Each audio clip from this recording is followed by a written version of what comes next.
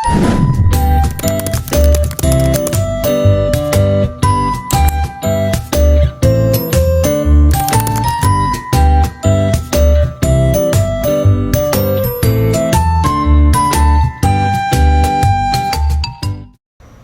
klasik. Teori klasik merupakan salah satu fondasi utama dalam studi manajemen. Teori klasik mendefinisikan organisasi sebagai hubungan, kekuasaan-kekuasaan, tujuan-tujuan, peranan-peranan, kegiatan-kegiatan, komunikasi, dan faktor-faktor lain yang terjadi bila orang bekerja sama. Ekonomi klasik juga merupakan pemikiran ekonomi modern pertama di dalam sejarah ekonomi dan awal munculnya ekonomi kapitalis. Teori ekonomi klasik mengarah pada kekuatan pasar di mana teori ini meminimalisir campur tangan pemerintah dan menganjurkan kebebasan ilmiah. Ada beberapa tokoh yang mengembangkan aliran ekonomi klasik, diantaranya ada Adam Smith, Thomas Robert, Malthus, David Ricardo, Jean-Baptiste Say, dan George Stuart Mill. Namun kali ini hanya akan membahas dua teori pemikiran ekonomi klasik, yaitu Adam Smith dan Thomas Robert. Yang pertama merupakan pemikiran Adam Smith. Adam Smith merupakan seorang filsuf yang sering disebut dengan ekonom termuka di dunia. Adam Smith menulis sebuah buku The Wealth of Nations, di mana buku tersebut dapat menjadi dasar untuk mengurangi sebuah krisis. Ia memutuskan sebuah teori pada peran pasar sebagai alokasi sumber daya dan pengaturan produksi yang dianggap efisien. Yang kedua ada pemikiran Thomas Robert. Thomas Robert Malthus merupakan seorang ekonom politik. Ia menulis buku yang berjudul Principle of Population, di mana dalam bukunya tersebut dia mengatakan bahwa penduduk akan bertambah lebih cepat dibandingkan dengan bahan makanan atau sumber daya alam. Pemikirannya ini dapat didasarkan pada pendapatnya bahwa tanah dapat berubah menjadi tidak subur sedangkan manusia akan terus bertambah. Bagian kerja adalah praktik membagi pekerjaan menjadi tugas-tugas yang lebih kecil dan lebih spesifik yang dilakukan oleh individu-individu yang berbeda. Adam Smith percaya bahwa pembagian pekerjaan memiliki peran penting dalam peningkatan efisiensi dalam produktivitas dalam suatu sistem ekonomi. Kemudian dia mengamati bahwa semakin seseorang terlatih dan terbiasa dalam melakukan tugas-tugas tertentu, semakin efisien mereka dalam melakukannya. Struktur organisasi berdasarkan hierarki, organizational structure by hierarchy, atau secara singkat, struktur hierarki, adalah pengaturan organisasi di mana perusahaan memiliki rantai komando yang panjang. Perusahaan memiliki banyak manajer menengah yang dimana menjembatani manajemen tingkat atas hingga karyawan. Itu adalah model tradisional untuk mempresentasikan struktur organisasi. Kadang kita menyebut model ini dengan struktur tinggi. Selanjutnya yang ketiga, prosedur standar.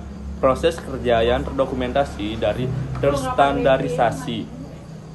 Yang keempat, pengendalian ketat. Pengawasan ketat untuk memastikan kepatuhan. Dalam organisasi modern, penerapan teori klasik seperti yang Anda sebutkan terjadi dalam beberapa cara. Yang pertama, kolaborasi menerapkan konsep pembagian kerja dan koordinasi fungsional. Organisasi menggunakan pembagian kerja untuk membagi tugas-tugas menjadi tugas-tugas yang lebih kecil dan terdefinisi dengan jelas yang memungkinkan spesialisasi dan peningkatan efisiensi. Selain itu, organisasi memastikan koordinasi fungsional antara departemen atau unit kerja berbeda untuk memastikan bahwa tugas-tugas yang terbagi dikerjakan secara sinergis untuk mencapai tujuan bersama. Yang kedua, proses menggunakan prosedur transdarisasi untuk peningkatan efisiensi. Organisasi modern sering menggunakan prosedur terstandarisasi untuk menjalankan operasi mereka secara konsisten dan efisien. Ini dapat mencakup prosedur-prosedur untuk produksi layanan pelanggan atau administrasi yang telah ditetapkan dan diuji untuk memastikan kualitas dan konsistensi yang tinggi dalam pelaksanaannya. Standarisasi prosedur juga memungkinkan untuk evaluasi dan peningkatan terus-menerus dalam upaya untuk meningkatkan efisiensi organisasi Dengan menerapkan prinsip-prinsip seperti pembagian kerja, koordinasi fungsional, dan prosedur terstandarisasi, organisasi modern dapat mencapai tujuan mereka dengan lebih efisien dan efektif, sambil tetap mempertahankan relevansi teori klasik dalam konteks bisnis yang terus berubah.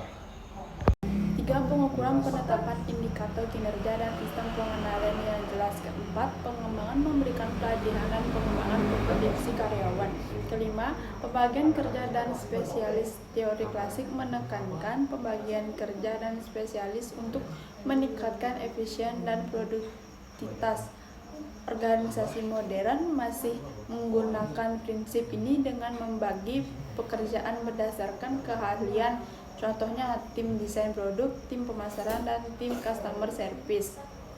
Yang keenam, prinsip-prinsip manajemen. Teori klasik menggunakan prinsip-prinsip manajemen seperti pembagian kerja, disiplin, dan kesatuan pengarahan.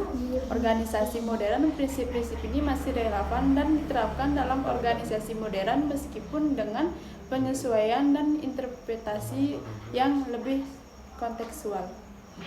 Kelebihan dan kekurangan teori klasik. Adapun kelebihan dari teori tersebut meliputi yang pertama, struktur organisasi yang jelas, efisiensi operasional, dan peningkatan produktivitas. Yang kedua, keefisiensian produktivitas yang tercipta dari tenaga kerja. Yang ketiga, metode tersebut lebih mengarah pada perkembangan potensi tenaga kerja.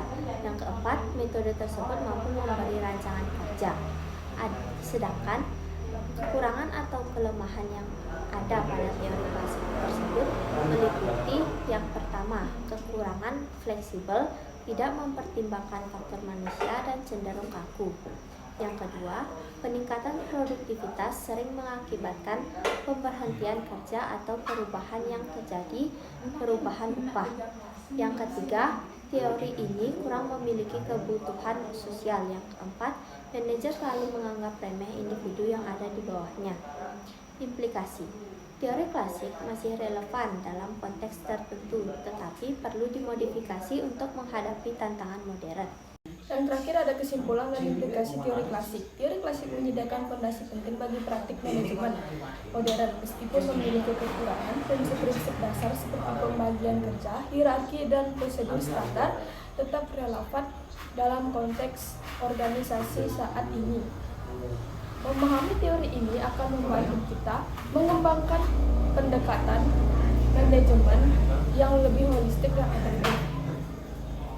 Kesimpulan utamanya adalah bahwa pasar bekerja secara efisien dalam mengalokasikan sumber daya dan mencapai keseimbangan.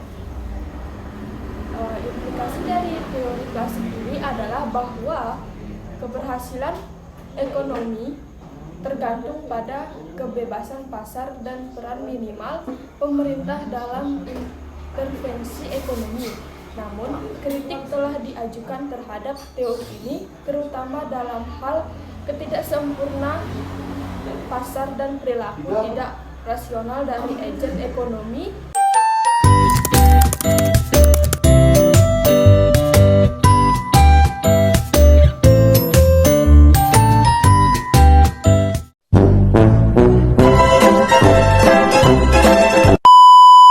Adam Smith merupakan seorang filsuf yang sering bisa Dasar seperti pembagian Ih, kamu kok mekebek banget sih, ih.